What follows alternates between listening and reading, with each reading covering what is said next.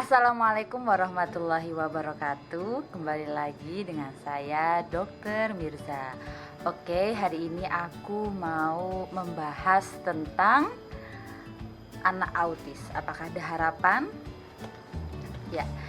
Jadi pasti para moms, para orang tua di sini juga sudah mengetahui bahwa autis itu anak yang seperti apa sih?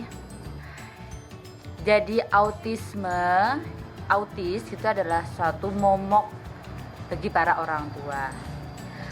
Nah, apakah masih ada harapan untuk anak yang autis? Kemudian bagaimana dia harus mencari bantuan? Kemudian bagaimana cara memberikan perhatian kepada anak yang autis? Dan bagaimana cara mengenali anak dengan autis? Oke, jadi autisme itu adalah kumpulan beberapa gejala dengan karakteristik kelemahan pada interaksi sosial, kemudian komunikasi, dan hal ini sampai sekarang belum diketahui penyebabnya. Tapi walaupun belum diketahui penyebabnya, dari tahun ke tahun biasanya anak autis ada aja kejadian anak yang mengalami autis. Dan diperkirakan juga adalah faktor genetik itu juga mempengaruhi dengan adanya kejadian anak autis. Jadi anak dengan autis itu biasanya dia sulit interaksi antara sosial dan komunikasinya. Karena dia itu biasanya anaknya itu untuk kontak mata itu agak susah, untuk mendapatkan perhatiannya pun juga agak susah. Apalagi kalau untuk komunikasi ya, dia biasanya untuk minat berinteraksi dengan sesama temannya itu juga agak susah. Apalagi kalau sudah dewasa. Dewasa juga dia untuk mencari pertemanan atau mencari teman sepergaulannya juga agak susah. Kemudian untuk perilaku, minat dan aktivitasnya dia juga sangat terbatas atau stereotipik, dan biasanya dia melakukan kegiatannya itu secara berulang atau repetitif. Nah, hal ini contohnya tuh kayak anak itu dia kayak main kaleng ditumpuk-tumpuk atau melempar kertas berulang-ulang, kemudian dia juga menyeret mainan, dia juga gak fokus dengan apa yang diajarkan sama guru misalkan, tapi dia minat juga pada salah satu benda yang memang dia sangat menyukainya. Jadi kegiatannya itu dia kayak kurang fokus aja gitu.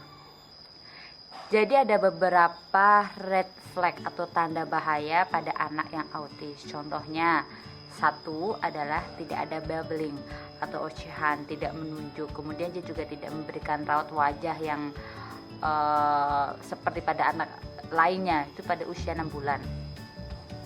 Pada usia 12 bulan. Yang kedua, tidak ada kata-kata yang berarti gitu pada usia 12 bulan. Ketiga, tidak ada kalimat yang terdiri dari 2 kata. Itu pada usia usia 24 bulan atau 2 tahun. Bukan ekolali ya.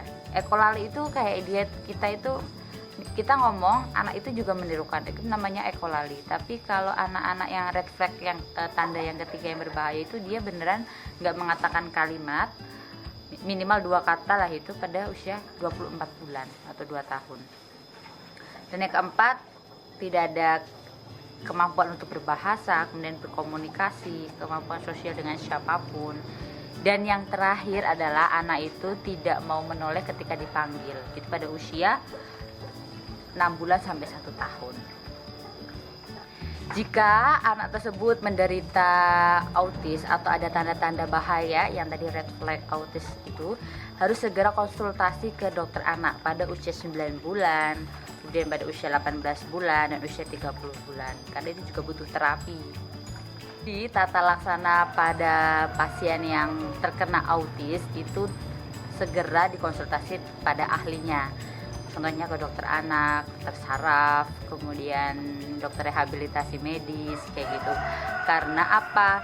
karena tidak semua pasien dengan autis itu dia perlu memberikan obat. Jadi ada beberapa contohnya yang butuh non obat, tapi kita juga harus memberikan edukasi juga, karena ini juga akan diikuti pada saat sekolah, pada saat dia nanti ada kemampuan untuk bekerja kayak gitu. Apalagi dengan dokter-dokter yang sudah ahlinya, itu pasti sudah berpengalaman dengan menghadapi anak-anak dengan autis. Untuk masa depan anak dengan autis itu sebenarnya masih ada harapan loh. Nah, karena dengan adanya perkembangan ilmu kedokteran yang semakin maju, dengan adanya screening tersebut, kita bisa mengetahui bahwa anak dengan autis itu bisa dideteksi sedini mungkin. Nah, jadi ada beberapa penelitian, itu beberapa sudah dilakukan penelitian bahwa ada 20% anak dengan autis harapan untuk kemudian dia bisa hidup mandiri. Sementara 30% dia independen terbatas, jadi masih memerlukan bantuan, dan 50% dia masih belum bisa mandiri, jadi masih butuh pengawasan terhadap orang tua dan lingkungan sekitar. Itu aja sih mengenai anak autis.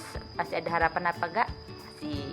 Jadi yang penting anak autis itu tidak hanya dapat diberikan dengan obat saja, tapi juga non obat loh, kayak terapi rehabilitasi medis. Kemudian gimana caranya supaya dia masih tetap bisa di sekolah, kemudian saat bekerja dia dapat berkomunikasi dengan baik.